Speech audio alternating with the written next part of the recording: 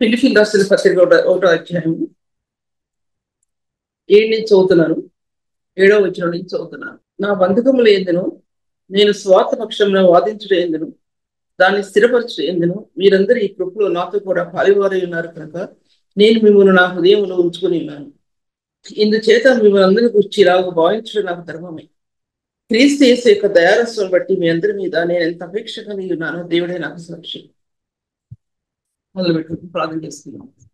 తండ్రి వందనములు ప్రభా, గొప్ప దేవుడు, నమ్మది వాడవు తండ్రి, జీవం కలిగిన వాడవు తండ్రి. ఈ వాక్య విభాగాల్ని ఈ పరిశుద్ధమైన నీ చేతులకు అప్పగిస్తున్నాను.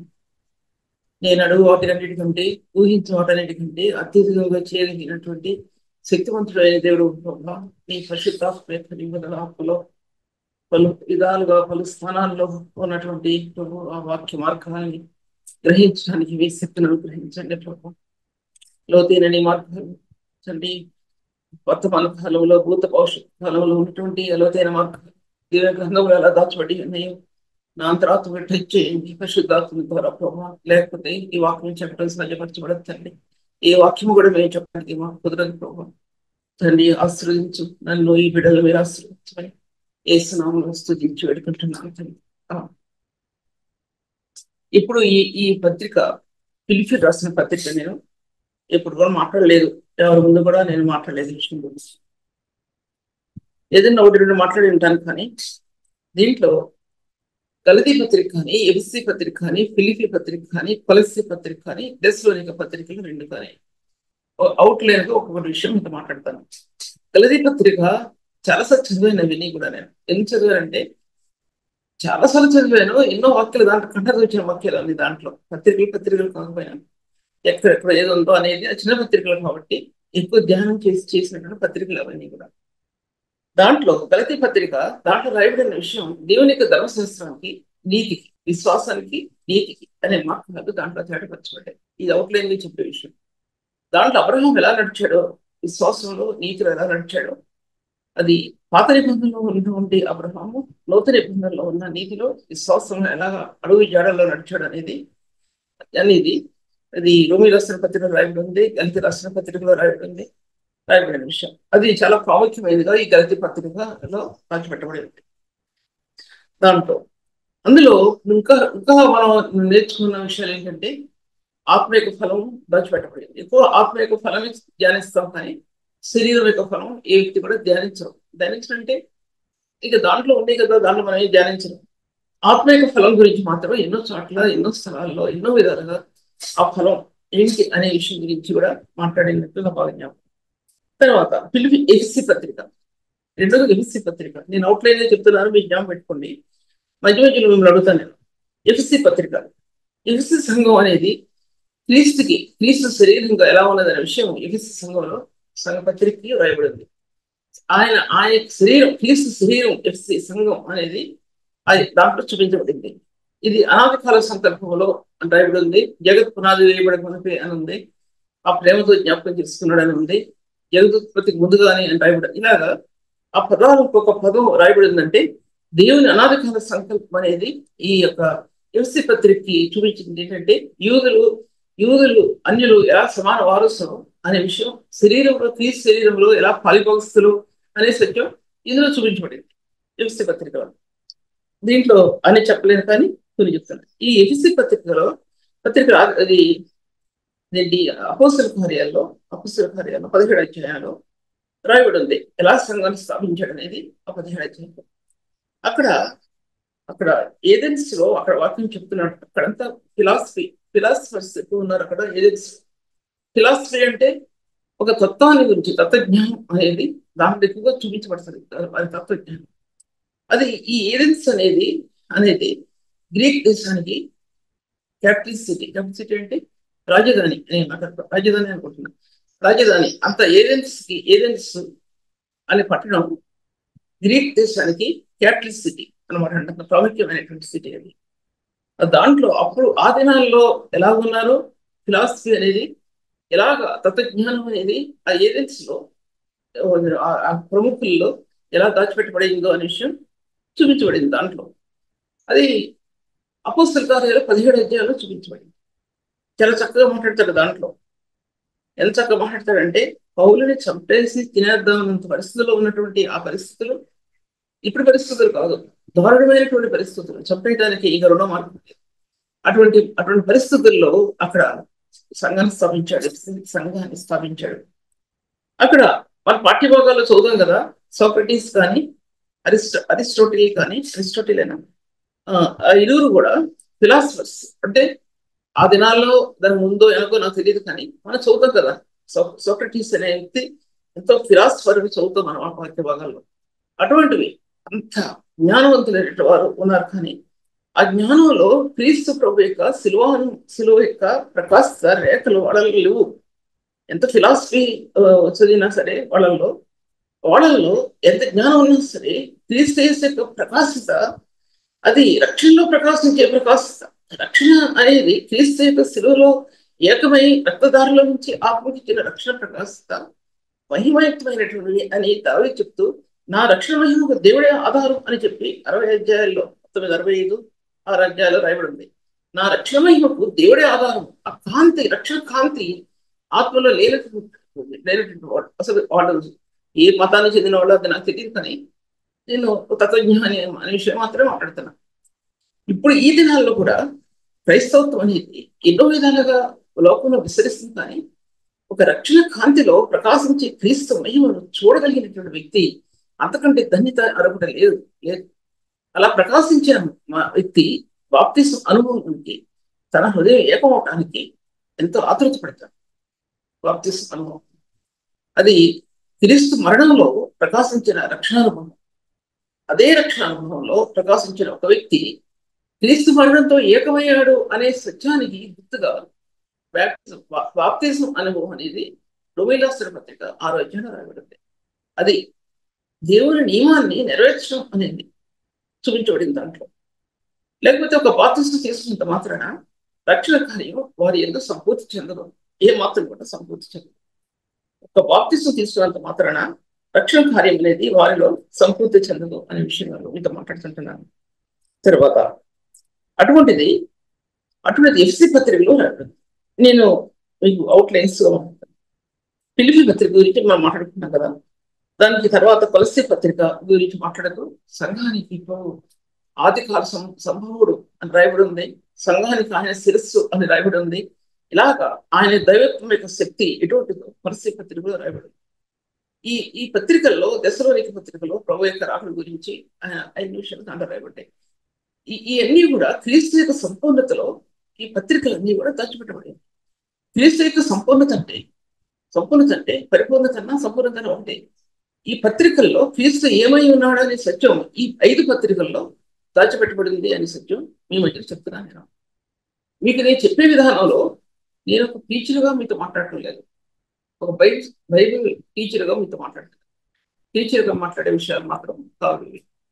తర్వాత ఈ మీతో మాట్లాడేవి ఒక బైబిల్ టీచర్ ఎలా మాట్లాడతారో అలాగా మీ మధ్యన మాట్లాడుతున్నాను. అలాగే ఫిలిప్పీ పత్రిక గురించి మీతో మాట్లాడుతున్నాను. ఈ ఫిలిప్పీ పత్రిక ప్రతి పత్రికలో స్వార్థ ఎలా ప్రకటించబడింది, ఎంతమంది అపోజిట్ పౌరులకు చేయూతనిచ్చారు, ఎంతమంది తృణీకరించారు, ఎంతమంది తనకి వేదన కలుగజేశారు, దుఃఖాన్ని కలుగజేశారు అనే విషయం ఫిలిప్పీ పత్రిక రాయబడి 2వ అధ్యాయం కూర్చోబడిగిరా ఆయన దేవుని స్వరూపం కలిగిన వాడై దాసుని స్వరూపాన్ని ఎలా ధరించుకున్నాడు అనే విషయం 2వ పత్రికలో రాయబడింది. 2వ పత్రికలో ఆయన యొక్క దైవత్వం మట్టికి ఎలా దిగిపోయిందో, ఆయన దైవత్వం యొక్క మహిమ మానవ హృదయంలోనికి, మట్టి హృదయంలోనికి ఆ దైవత్వం యొక్క మహిమ తెరలో, పరలోక మహిమలో నుంచి రక్షణ తెరలో క్రీస్తు యొక్క రక్తం ద్వారా ఆ రక్షణ తెరలు ఇవి మట్టి మానవునికి ఎలా కట్టబడ్డాయి. అది రూపాంతర అనుభవం ఒక పెట్టు.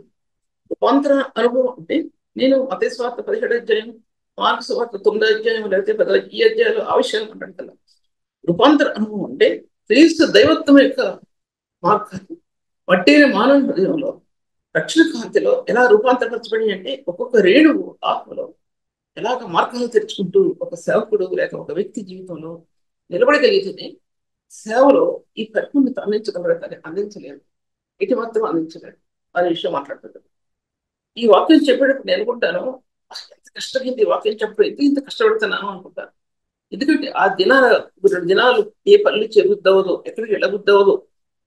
ఈ వాక్యంలో రివల్యూషన్ కోసం ఆత్మ వేదన పడుతుంటది. ఏదో ఒకటి చెప్పేసేయచ్చు. 100 చెప్తాను, రోజుకి 4 మెసేజ్ చెప్తాను. నేను అలా చెప్పడం నాకు ఇష్టం లేదు. ప్రభు నాకు ఇచ్చినటువంటి థాట్స్ అవి మరి ఎంతమంది ఎలా ఉన్నా నాకు తెలియదు, కానీ ఇది ఆత్మరూపిగా దర్శించిన విధానం. ఇది మీకు చెప్పడానికి పరిశుద్ధాత్మ దేవుని అనుమతిలో నేను ఉండాలి. అది ప్రాముఖ్యమైనటువంటి దీంట్లో. ఇది ఫిలిపి రాసిన పత్రికలో ఎంత తొందరగా చెప్పాలి అంటే అంత తొందరగా చెప్తాను. పూర్తయితే అవుద్ది, అవ్వకపోతే ఇది వదిలేస్తాను ఇక. దీంట్లో రాయబడింది ఫిలిపి రాసిన పత్రిక 7వ వచనంలో, నా బంధకముల యందు నేను స్వార్థపక్షమును వాదించడం దాన్ని స్థిరపరచడం ఈ కృపలో మీరు నాతో పాలివారై ఉన్నారు. స్వార్థ ప్రకటించడానికి, పెంచడానికి నా బద్ధకాలు అంటే క్రీస్తు నిమిత్తం కలిగిన బద్ధకాలలో ఆయన జైల్లో ఉన్నప్పుడు ప్రభు ఒనేసిపోరింటి వారి ఏడుల కనీలం చూపిన కాక అంటాడు. అతడు నాకు జైల్లో ఉన్నప్పుడు నాకు ఎంతో సహాయం చేశాడు. ఒనేసిపోడు అంటే తన పౌలు యొక్క బంధకాల్లో జైల్లో పెట్టినప్పుడు సంఘం ఎలా వెదరపడిందో, ఆ సంఘం ఈ స్వార్థ ప్రకటించడానికి, స్థిరపరచడానికి పౌలుకి ఎలా సహాయం చేశారు అనేది ఈ పిలిపి పత్రికలో రాయబడింది. ఈ పిలిపి పత్రికలో దానికంటే ముందు అపొస్తలుల కార్యాలు 16వ అధ్యాయంలో రాయబడింది. ఏం రాయబడిందంటే, అక్కడ తిమోతి రక్షించబడటం ఉండి, తిమోతి రక్షించబడిన తర్వాత తిమోతి రక్షించబడటానికి ఇంకే కారకులు ఎవరంటే తల్లి అయిన లోయి, అవైన లోయి, తల్లి అయిన యునీకి. తండ్రి గ్రీకు దేశస్తుడు, తల్లి యూదురాలు. అందరూ కూడా తెలిసింది కదా, అది నీకు టచ్ చేయి. తర్వాత అతడు బలహీన పాదములు కలిగిన, అంటే శరీర రీతిగా తన బలహీన తిమోతి. తర్వాత అదే అధ్యాయంలో మాసిదోనియా దేశానికి ఫిలిప్పి అనే పట్టణం ముఖ్య కేంద్రం అని రాయబడింది. మాసిదోనియా దేశానికి. ఆ ఫిలిప్పి పట్టణం చాలా చిన్న పట్టణం అంటే ఆ దేశానికి అది ముఖ్య కేంద్రం అయినా సరే చాలా చిన్న పట్టణం. అది అపోస్తలుడైన పౌలు మరి అక్కడ దర్శించినప్పుడు ఫిలిప్పి పట్టణానికి కొంతమంది అక్కడ రక్షించబడిన వాళ్ళని చూస్తూ ఉన్నాం. అక్కడ సేవ అనేది తొలితైన పట్టణస్థురాలు అనే ఒక స్త్రీ, ఉదారంగు అమ్ము పొడిన స్త్రీ ప్రభు రక్షించుకోవటం, అటు తిమోతిని రక్షించుకోవటం, ఒక దెయ్యం పట్టిన స్త్రీని రక్షించుకోవటం, అలాగా సంఘ వ్యవస్థ అనేది 2-3 ద్వారానే అక్కడ ప్రారంభమైంది. అలా ప్రారంభమైనటువంటి ఫిలిప్పి సంఘం ఎలా విస్తరించిందంటే, చిన్న సంఘం, చిన్న పట్టణం. ఒక వ్యక్తి జీవితంలో క్రీస్తు యొక్క మార్గాలు ఎంత కొంచెంగా ఉన్నా సరే అవి ఆత్మలో పరిపూర్ణత చెందాలంటే చెందుతాయి. ఒక వ్యక్తిని జీవం అభివృద్ధి చెందుతుంది. అది అపొస్తలుడైన పౌలు తిమోతి పత్రిక రాస్తూ క్రీస్తు జీవంలోకి వచ్చిన వాగ్దానం బట్టి అంటాడు. దాంట్లో అపొస్తలుడైన పౌలు రాస్తూ తిమోతికి రాస్తూ క్రీస్తు జీవమును బట్టి, వాగ్దానం బట్టి అపొస్తలుడైన పౌలు అని రాస్తూ కింద రాస్తాడు, ఆ విశ్వాసం మొదట నీ అవైన లోయలోను విశ్వాసం కార్యరూపం దాలుస్తుంది. నీ అవైన లోయలోను నీ తల్లి అని ఎన్నికలోను ఉందే దాంట్లో అంటాడు. దాన్ని ఆ తల్లి ఎన్నికలో నీ విశ్వాసం అది నేను సహా వసించున్నదని నేను రుడిగా నమ్ముతున్నాను అంటాడు. తిమోతి, నీ కన్యలను తలంచుకుని నిర్మలమైన మనస్సాక్షితో నేను సేవించిన దేవుని ఎదుట అంటాడు. అక్కడ తిమోతికి కన్నీళ్లు అంటే హృదయ యథార్థతలో వచ్చే కన్నీళ్లు, పరిశుద్ధులైన ప్రభువుని గురించి తన కార్చే కన్నీళ్లు. అది నేను మాట్లాడేది. మనం ఎన్నో వాటి గురించి దుఃఖపడతామండి. మన పిల్లల గురించి దుఃఖపడతాం. మన పిల్లల గురించి మనం దుఃఖపడిన దాని మెయిన్ ఉద్దేశం ఏంటంటే మన ప్రభువు యొక్క ప్రేమ ఆ పిల్లల్లో నాటపడాలని తల్లిదండ్రులు 90%.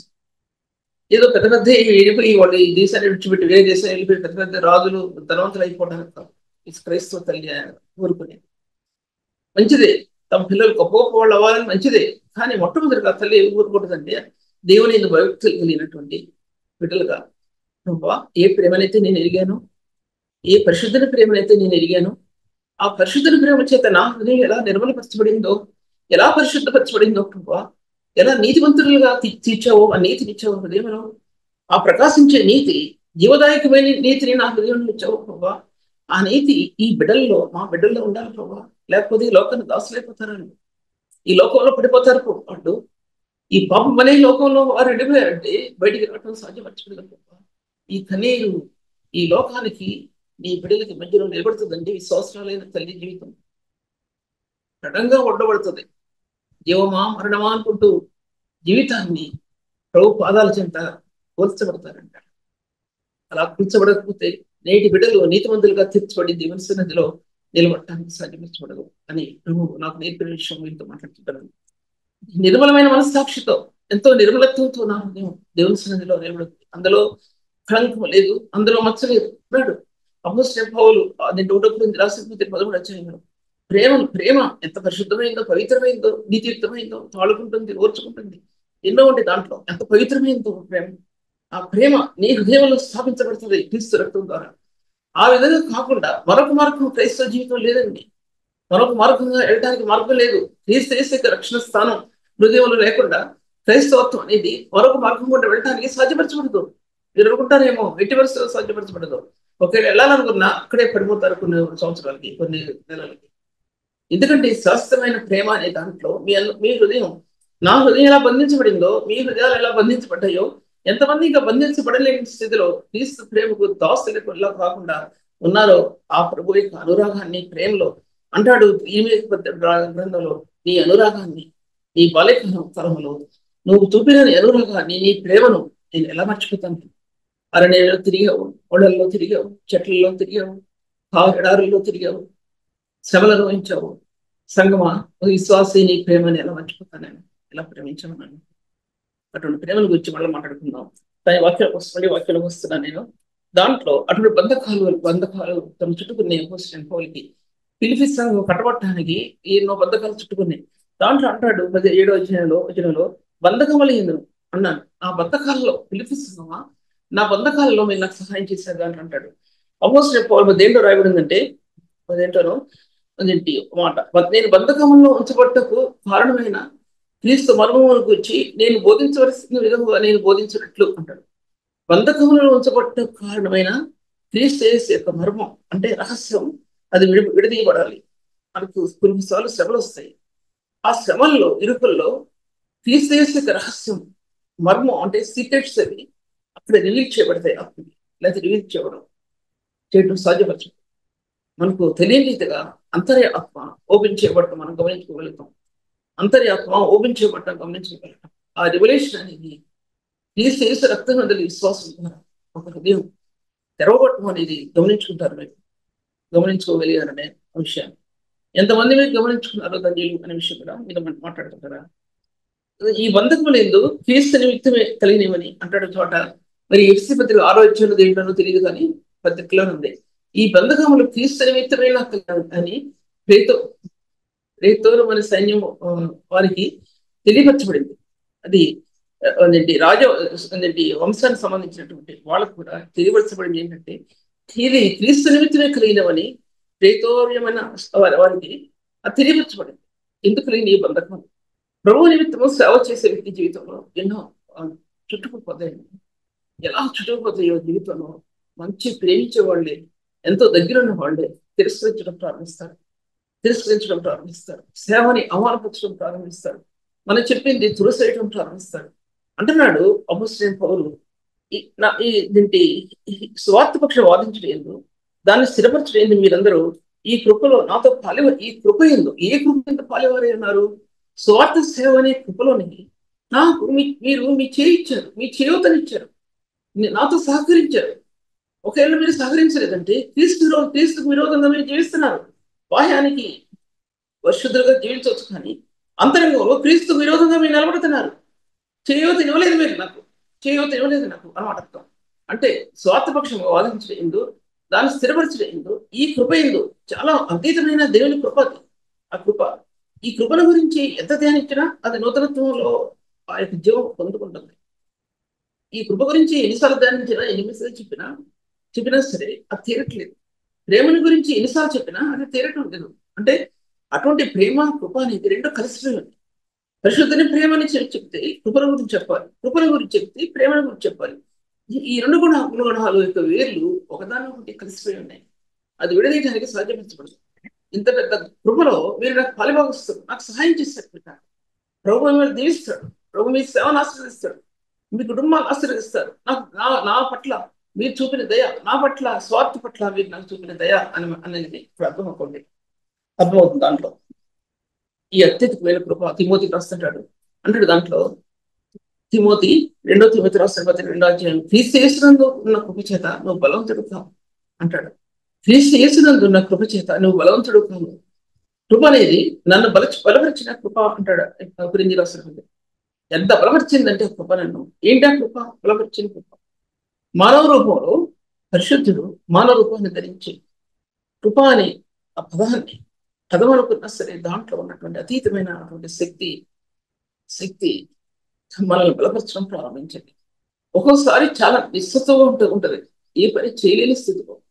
అటువంటి సమయంలో వాక్యం చెప్పడం అనేది సాధ్యం కాదు అనుకున్న పరిస్థితుల్లో కూడా ఆ కృప మనల్ని ఎంత బలపరిచిందో. అపోస్తలుడైన పౌలు తిమోతి 2 రాసిన 2వ అధ్యాయంలో నువ్వు మృతుల్లో నుంచి లేచిన యేసుక్రీస్తును జ్ఞాపకం చేసుకో. తిమోతి, నువ్వు మృతుల్లో నుండి లేచిన యేసుక్రీస్తును జ్ఞాపకం చేసుకో. యేసుక్రీస్తు లేకుండా పరిచర్య లేదు, యేసుక్రీస్తు లేకుండా స్వార్థ లేదు, యేసుక్రీస్తు లేకుండా నీ హృదయ అంతరంగం లేదు, నీ హృదయ అంతరంగంలో యేసు ప్రభు లేకుండా నీ ఆత్మ పట్టబడటం లేదు. ప్రభువు లేకుండా పరిశుద్ధుని ప్రేమ గురించి చెప్పలేవు. పరిశుద్ధుని ప్రేమ నీ హృదయంలో వేరుపారకుండా ఆ వేరుపారని జీవితాన్ని ఇతరులకు వివరించలేదు.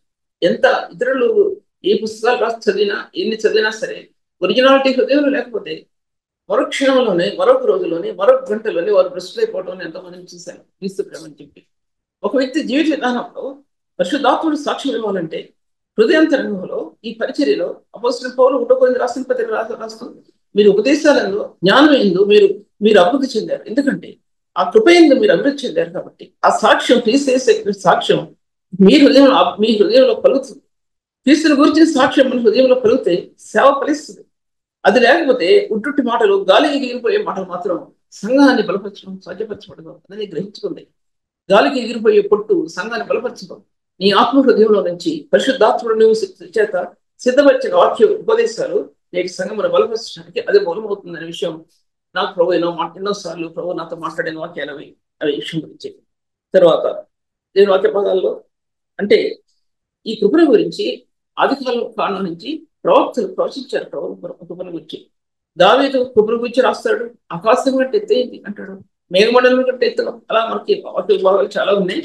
నేను అక్కడి నుంచి చెప్తే ఇప్పుడు కుదరదు కాబట్టి నేను మొదలెడుతున్నాను.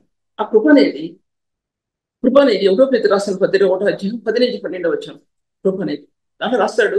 పూర్వకాలం ముందు ప్రవచించిన ప్రవక్తలు మీ కలుగు ఆ కృపను గురించి ప్రవచించిన ప్రవక్తలు అన్నాడు.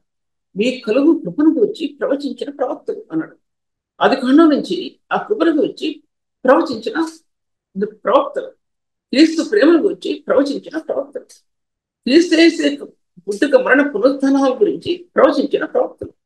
దీని గురించి ప్రవచించారంటే క్రీస్తు మరణ పునరుత్థానాల గురించి ప్రవచించిన ప్రవక్తలు.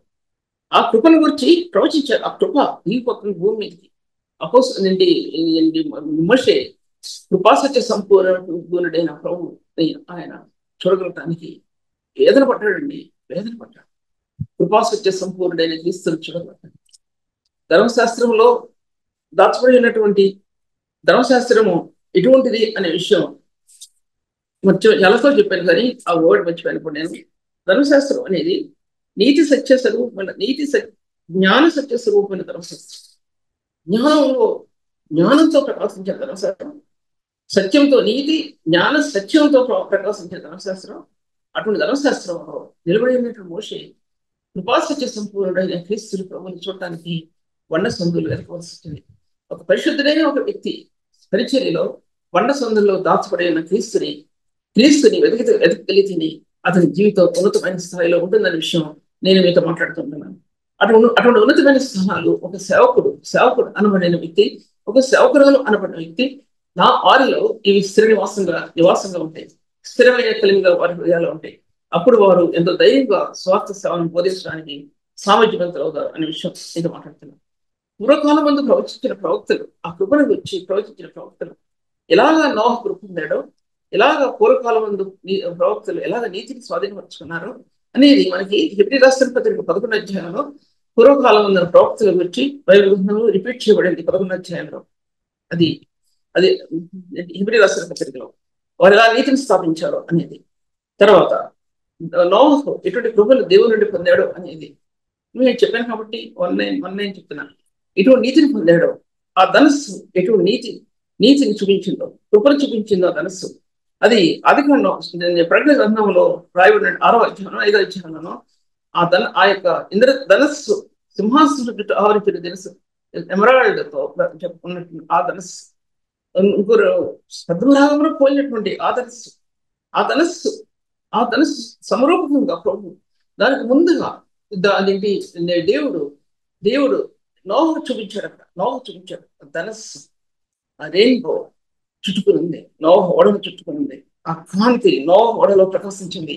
అది ఆ వెలుగు అంతరంగంలో రక్షణకాంతిలో ప్రకాశించిన వెలుగు నీ హృదయంలో ఉంటే నీ జీవితంలో ఆ ఉన్నతమైన స్థానాలు, పరిశుద్ధ స్థానాలని ప్రభుత్వం పొందుకుంటావు. ఎంతసేపు తిట్టడం, ఎంతసేపు దూషించడం, ఎంతసేపు పరిశుద్ధుల్ని కాళ్ళని వెనకలాగి నేలను పడేయటం, మెచ్చుకోవడం సరికాదు కదా. వారిని పడేయటం వెనక్కి కాళ్ళు లాగేసేయటం, అటువంటి స్థితి ఎందుకు ఉంటుంది నేటి పరిశుద్ధుల్లో అనే విషయం ఒకసారి ఆలోచించుకోవాలి. అసూయ ద్వేషాలతో పరిచర్య కొనసాగించబడుతుందా? విశాల హృదయంతో పరిచర్య కొనసాగించబడుతుందా? నిర్మలమైన మనస్సాక్షితో నేను సేవించిన దేవుని నేను కృతజ్ఞుడైనా అన్నాడు అపోస్తలుడైన పౌలు. నిర్మలమైన మనస్సాక్షితో మన ప్రభుని సేవిస్తున్నామా? దాంట్లో ఏ మురికి పడుతుంది, దానిలో ఏ చెత్త పడుతుంది?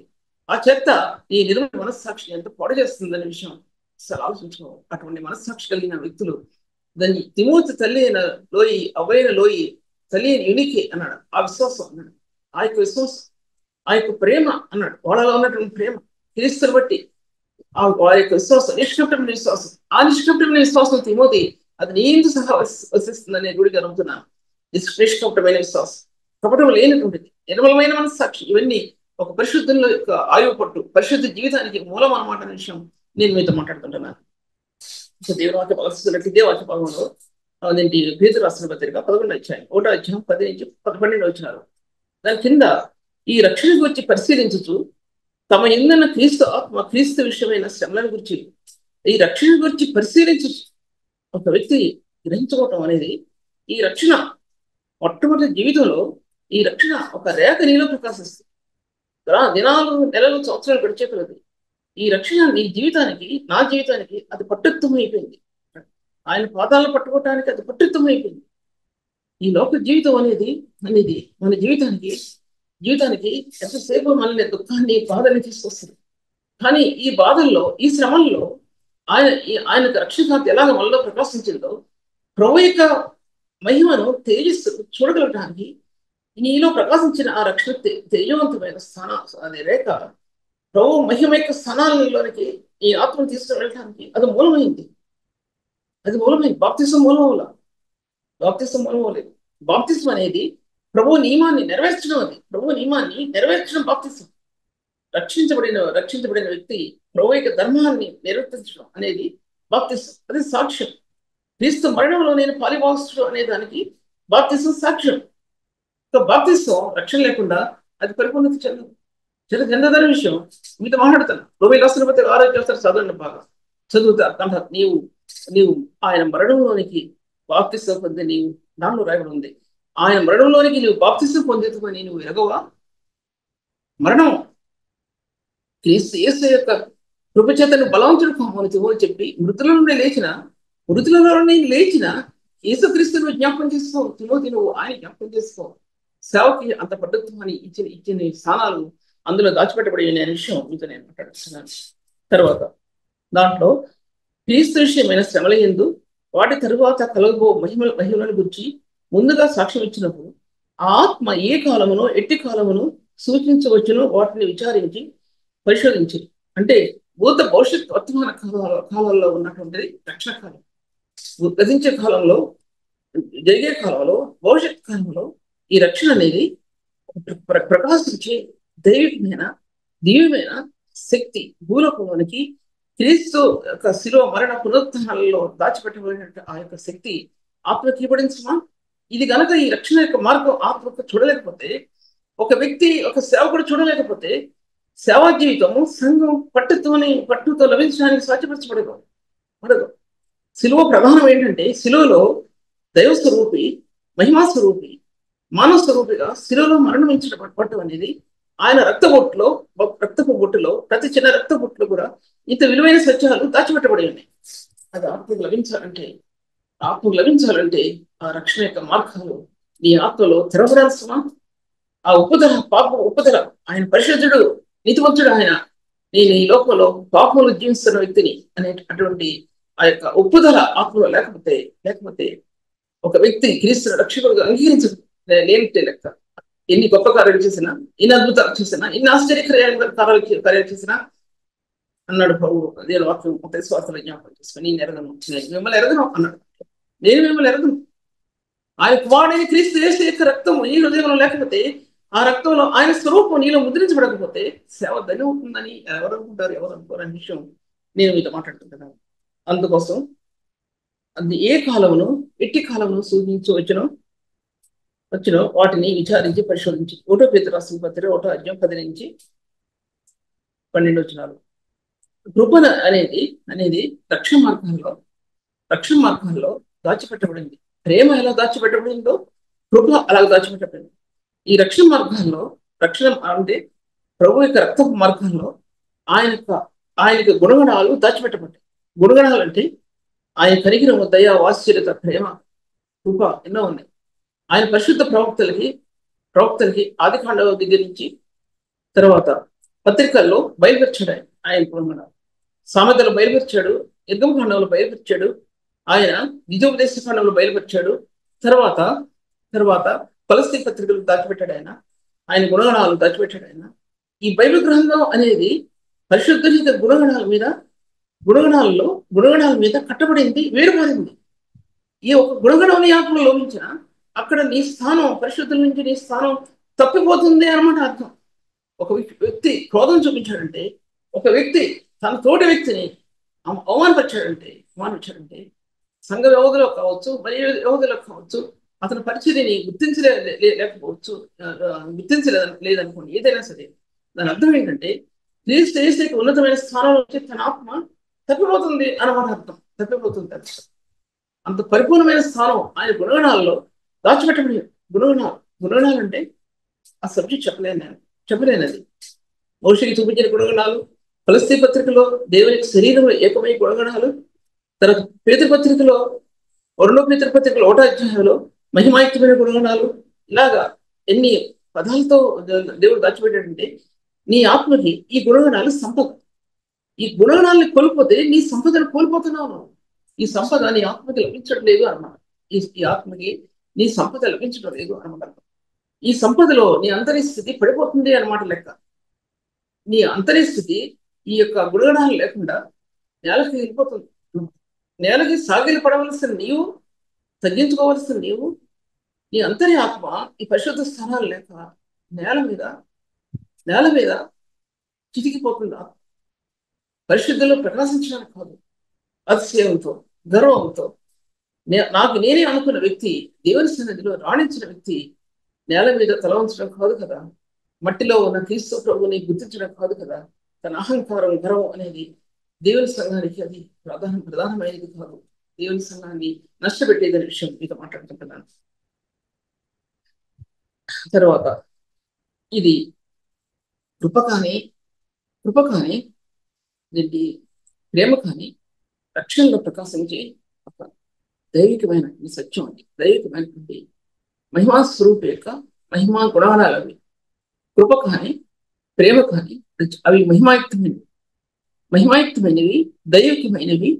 ఆయన మట్టికి తీసుకొచ్చాడు దాన్ని. అది ఫిలిప్పీ రాసిన పత్రిక 2వ అధ్యాయంలో ఆయన దేవుని స్వరూపం కలిగిన వాడై ఉండి దేవునితో సమానంగా ఉంటే విడిచిపెట్టకూడదు అనే వాక్యం ఎంచుకోవడం లేదు. కానీ ఆయన దాసుని స్వరూపం ధరించుకొని తను తాను రిక్తులుగా చేసుకొని జ్ఞాపకం చేసుకోవాల్సి అంత అటువంటి ప్రభావం. బైబిల్ గ్రంథం ఇప్పటి నుంచి మొదలుపెట్టబడింది. అసలు ఎలా ఉంది బైబిల్ గ్రంథం? ఆది ఖండంలో భూమికి పునాది వేయబడక మనకు ఆయన ఒక రాయి భూమి తీసినప్పుడు శూన్యంలో అనాది కాల సంకల్పం తర్వాత ఆ సృష్టి నాశనం చేయబడిన తర్వాత మరలా ఆ నెలల నుంచి భూమిని తీసినప్పుడు వెలుగు కలుగుగా అన్నప్పుడు ఆ వెలుగు యొక్క మార్పు, క్రీస్తు యొక్క దైవికమైన మార్పు భూమి మీదకి తెరవబడింది. ఆయన గుణగణాలు అక్కడ వెదజల్లబడ్డాయి. క్రీస్తు యొక్క ప్రేమ అనే గుణగణం మొట్టమొదటిగా బైబిల్ గ్రంథంలో ఆ వెలుగులో నుంచి బయటికి తీయబడింది. ఈ విషయాలు ఎన్నిసార్లు మాట్లాడినా ఒకసారి మాట్లాడింది, మరోసారి మాట్లాడలేదు. అది జ్ఞాపకం చేసుకోవాలి. వెలుగు కలుగును కాక ఆ వాక్యంలో ఆయన జగత్ పునాది వేయకూడదు ఉన్నపై ఆయన యొక్క వాక్యం అనుసరించి ప్రేమలో ఆ ప్రకాశించినటువంటి చీకటి లోకం ఆంతర్యంలో నేటి పరిశుద్ధ హృదయంలో దేదీప్యమానమైన మహిమ తీసుకొచ్చినటువంటి ఆ వాక్యం నీ హృదయంలో ఎంతవరకు ప్రకాశించింది? పెద్ద పెద్ద సేవకులు సరళతే నేనేం మాట్లాడట్లా, చిన్న చిన్న సేవకుల గురించి మాట్లాడట్లా. పెద్ద పెద్ద సేవకులైనా చిన్న చిన్న సేవకులైనా ఈ యొక్క అంతర్యంలో ఈ కాంతి, పరిశుద్ధని యొక్క కాంతి, ఆయన గ్రంథం తెరిచినటువంటి మహిమాయుక్తమైన కాంతి, 2 కొరింథీయులకు రాసిన మహిమాయుక్తమైన జ్ఞానం ఈ యొక్క ఆ యొక్క వెలుగు యొక్క మార్గాల్లో దొర్లుకుంటూ వచ్చినటువంటి కణం, ప్రేమ యొక్క కణం, దొర్లుకుంటూ వచ్చి కాంతి అవధమైనటువంటి ఆ ప్రేమ యొక్క కణం, పరలోక మహిమలో నుంచి దిగి వచ్చినటువంటి ఆ కణం, పాపి అయిన మానవుని వెలిగించడానికి జగత్ పునాది వేయకూడదు ప్రేమ చేత జ్ఞాపకం చేసుకున్నటువంటి ఆ కణజాలం మానవ హృదయంలోకి రావడానికి ఆయన శిలువ బలియాగం అర్పించవలసి వచ్చింది సుమా. దాన్ని రిజెక్ట్ చేసావా జీవితంలో? ఈ జీవితంలో అది పొందకుండానే సేవ జీవితం గడిచిపోతే మనకంటే గొప్పవాళ్ళు లేవనుకుంటాం. కానీ ఆ స్థానం పొందుకోకపోతే నీ ఆత్మకు పట్టుతో ఉండదు, నీ సంఘములకు పట్టుతో ఉండదు, సేవా జీవితానికి పట్టుతో ఉండదు. దాని మీద ఆ ప్రభు యొక్క శరీరం మీద సంఘం కట్టబడాల్సిన, ఆ రక్తదారుల చేత సంఘం కట్టబడాల్సిన, మరొక విధంగా సంఘం కట్టబడటానికి సాధ్యపరచబడదు. సంఘం ఇది క్రీస్తు యేసు యొక్క విమోచన ద్వారంలో నిలబడినటువంటి ఆ సంఘం క్రీస్తు యేసు రక్తంతో కట్టబడాల్సిన మరే విధంగా కట్టబడటానికి సాధ్యపరచబడదు. అందుకు శిలువను గురించిన వార్త ఎంత ప్రశస్తమైందో, శిలువను గురించినటువంటి స్వార్థ నేటి లోకమునికి ఎంత ప్రశస్తమైందో, శిలువను గురించినటువంటి సత్యం ఈ లోకాన్ని ప్రకటించకపోతే, ఆత్మలో ఆ పట్టుత్వం లేకపోతే శిలువను గురించిన స్వార్థ లోకమును ప్రకటించలేదు సరికదా. మరొక సబ్జెక్ట్ లోనికి నీకు కాని దానిలోనికి నీ ఆత్మ వెళ్ళడం నువ్వు గమనించుకుంటే వెనక్కి తిరిగి రావాలి. వెనక్కి తిరిగి రావాల్సిందే. వెనక్కి తిరిగి రాకపోతే నీ ఆత్మలో జీవం ఉండదనే విషయాన్ని నేను మీతో మాట్లాడుతుంటున్నాను. నేను వాక్య భాగంలో ఇంకో ముందుకు వెళ్తే ఈ రక్షణ గురించి పరిశీలించినటువంటి ప్రవక్తలు, ఆదిమకాల ప్రవక్తలు, నూతన నిబంధనలో పౌలు లాంటి వాడు, అపోస్తలుడైన పౌలు లాంటి వాడు, పౌలు లాంటి వాడు, ఎంతో మంది ఆ పౌలు తిమోతికి ఎన్నో విషయాలు చూపిస్తూ ఈ సత్యాలన్నీ కూడా చూపించాడు. దీంట్లో ఎఫెసీ రాసిన పత్రికలో దాంట్లో కృప అనే పదం మొట్టమొదటి అధ్యాయంలో కృపా మహిమ అనే పదానికి లింక్ చేయబడింది. లింక్ చేయబడటం అంటే దానికి రెండింటికి ఏకం చేయబడ్డాయి. కృపా మహిమ దానికి అది నేను చెప్తాను, కానీ మీరు అర్థం చేసుకోండి. ఏంటి ఈ యొక్క పరలోక మహిమ యొక్క స్థానం మహిమా స్వరూపమైనటువంటి ప్రభు కృప అనే పదానికి లింక్ చేయబడి అది భూమి మీదకి తీసుకొచ్చాడు. కృపా మహిమ అనేది పరలోకంలో ఉన్నటువంటి మహిమకరమైన స్థానాలతో ఈ భూప్రపంచం ఎలా కట్టబడిందో అది హెబ్రీ రాసిన పత్రిక 11వ అధ్యాయంలో ఎలా కట్టబడిందో చెప్పబడిందో, అలాగే పరలోక సంబంధమైన మహిమ యొక్క తేజస్సైన ప్రభువులో నుంచి కణజాలాలు ఈ కృప అనే పదానికి లింక్ చేయబడి ఆ వ్యక్తి ప్రభు సన్నిధిలో దాసోహం తగ్గించుకోవటం,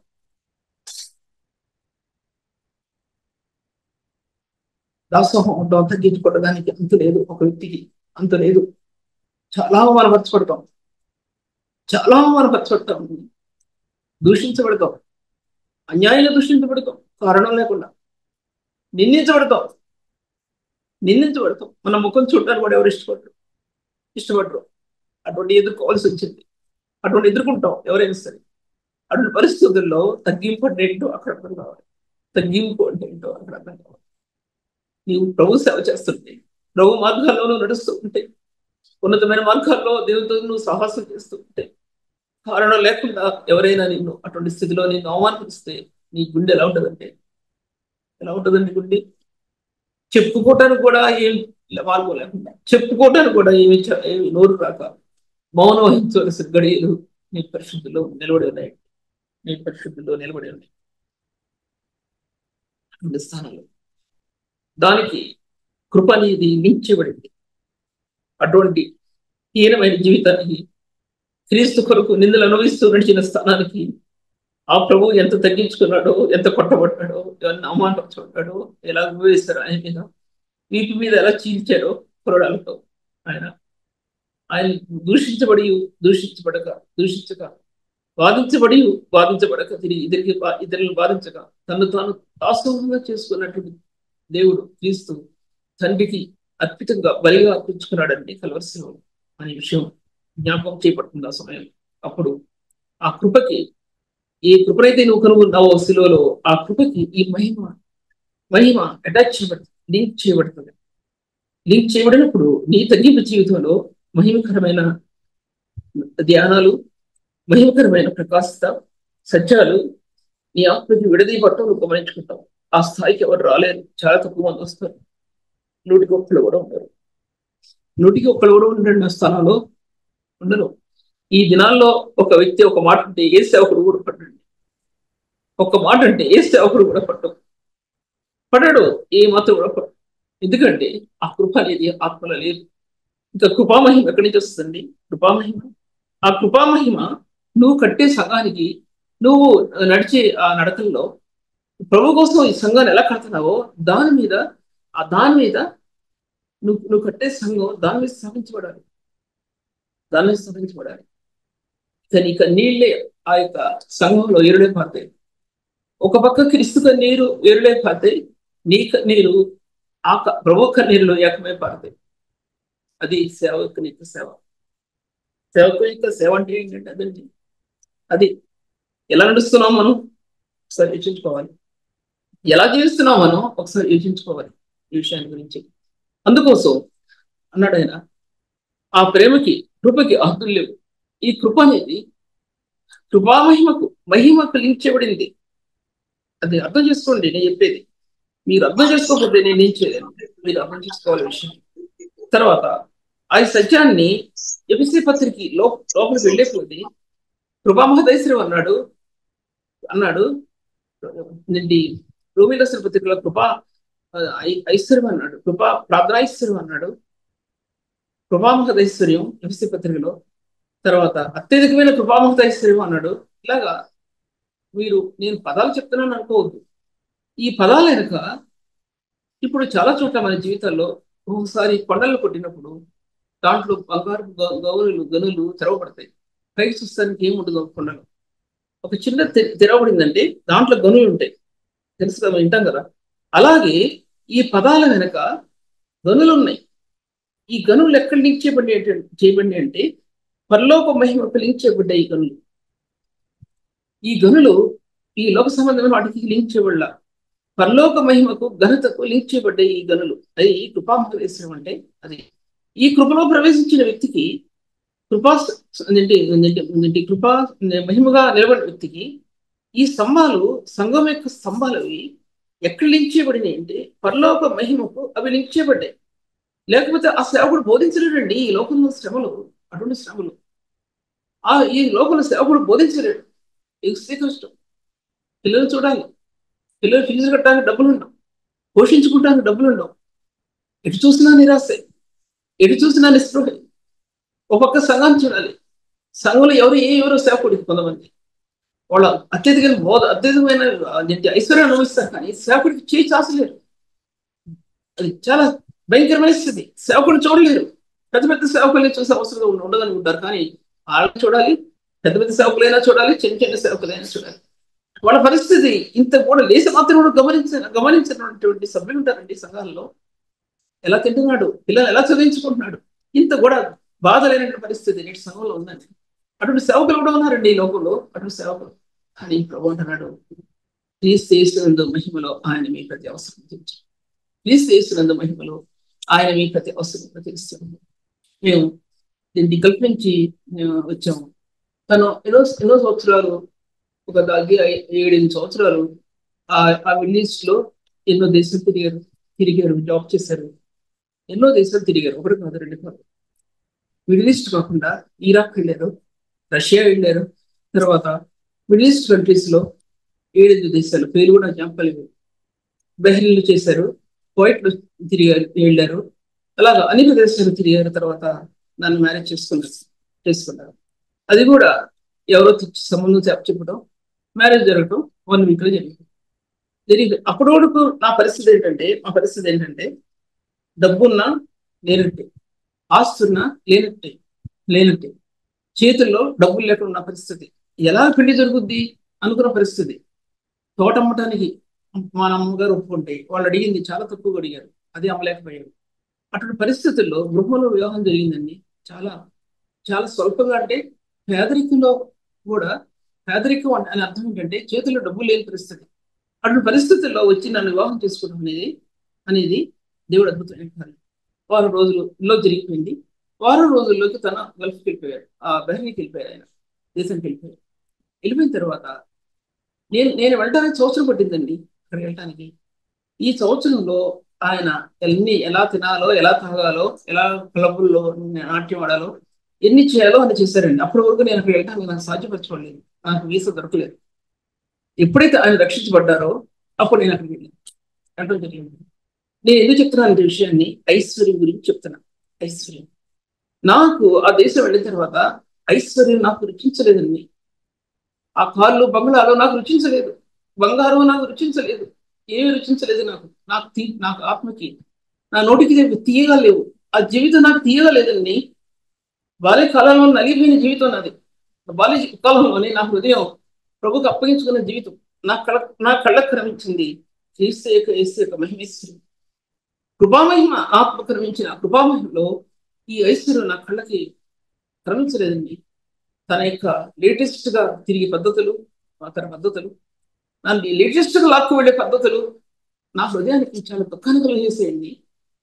ఇప్పుడు పరిస్థితి ఎలా ఉందంటే, ఒక రక్షించబడిన స్త్రీ జీవితం ఎలా ఉందంటే, వాళ్ళకి ఏది మెంటల్ టెన్షన్ అంటే, ఇప్పుడు నేను చెప్తున్నా మీకు, అప్పుడు నాకు మెంటల్ టెన్షన్ ఏంటంటే, ఈయన ఎక్కడ లోకానికి ఇచ్చేస్తారో, సేవా జీవితం నాకు ఎక్కడ దెబ్బతింటుందో, అది నాకు మెంటల్ టెన్షన్. అక్కడ నా జీవితాన్ని ఎలా పొడి చేసేస్తారో, అది మెంటల్ టెన్షన్. అయితే నేటి రివర్స్ గేర్ అయిపోయింది. ఇప్పుడు నేటి లోకంలో రివర్స్ గేర్ అయిపోయిందంటే, ఈ లేటెస్ట్ మెథడ్స్ వారి జీవితానికి ఎక్కడ ఆటంకపరచబడతాయో అనేది, అది లేటెస్ట్ డ్రెస్సెస్ అనండి, లేదా లేటెస్ట్ ఎన్నో ఎక్విప్మెంట్స్ ఏ ఉంటాయి కదా రకరకాలవి, అవి అవి తయారవుతారు కదా, అవి ఎక్కడ దెబ్బతింటాయి అని అవి మెంటల్ టెన్షన్ అయిపోయింది ఈ దినాల్లో.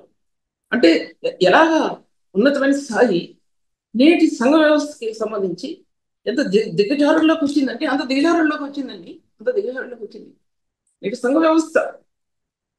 నేటి యూత్కి చెప్పలేరు, నేటి స్త్రీలకు చెప్పలేరు.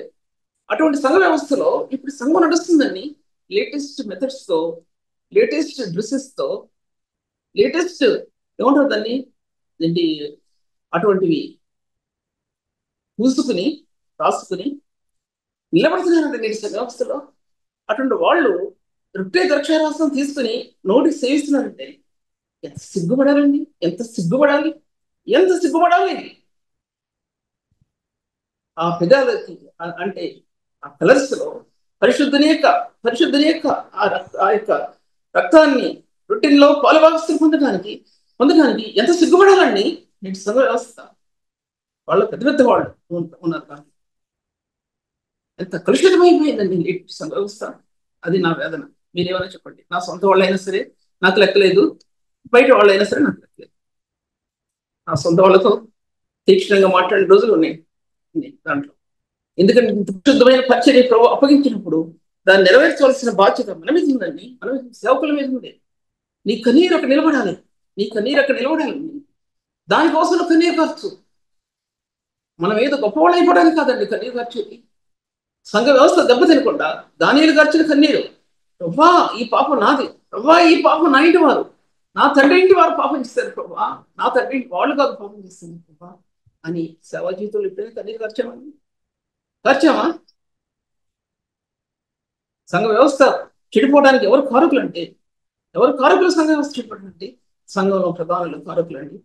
సంఘం ఎంతో జ్ఞానం అనే పనితో, నైక్షిపనితో, క్రీస్తు రక్తం అనే నైక్షిపనితో చెక్కవలసిన నేటి సంఘ వ్యవస్థ దేనితో చెక్కబడుతుందంటే ఈ లోక పాపం యొక్క విలువలతో చెక్కబడుతుందండి. ఇప్పుడు అది ప్రకాశిస్తుంది, హీనమైనటువంటి ప్రకాశిస్తుంది.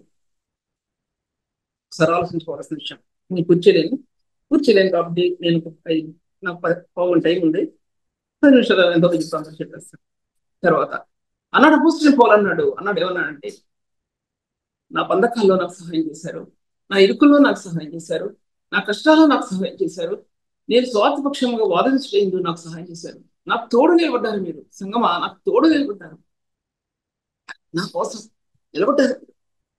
కొంతమంది అయితే స్వార్థ పక్షంలో వాదించడం నిలబడిన నేను కొంతమంది కక్షతో ప్రకటించారు క్రీస్తుని. కక్షతో ఇతనికి శ్రమ కలుగు చేయాలని కక్షతో ప్రకటించారు కొంతమంది. కొంతమంది స్వార్థ పక్షంగా నిలబడ్డారని ఆ విషయం జ్ఞాపకం చేసుకోండి. నేను ముందుకు వెళ్తున్నాను. నేను ఇంకొక పేపర్ చెప్పగలను. దాని కింద భాగంలో ఉంది, క్రీస్తు యేసు యొక్క దయారసం బట్టి నేను మిమ్మల్ని వేడుకుంటున్నాను. క్రీస్తు యేసు యొక్క దయారసం బట్టి ఎఫెసీ పత్రిక 1:10 కాలం సంపూర్ణమైనప్పుడు జరగవలసిన ఏర్పాటును బట్టి ఆయన దయా సంకల్పాన్ని బట్టి అన్నాడు అక్కడ. ఇక్కడ అన్నాడు దయారసమును బట్టి అన్నాడు, దయా సంకల్పం అన్నాడు, దయారసం అన్నాడండి. ఆయన దయా సంకల్పాన్ని బట్టి కాలం సంపూర్ణమైపోయింది, పూర్తయిపోతుంది, వాడిని క్రీస్తు పంపాలి లోపలికి అని పంపించాడు దేవుడు ఆ దినాల్లో అని ఎఫ్సీ పత్రికలో రాయబడింది. 1:8-10 రాయబడింది.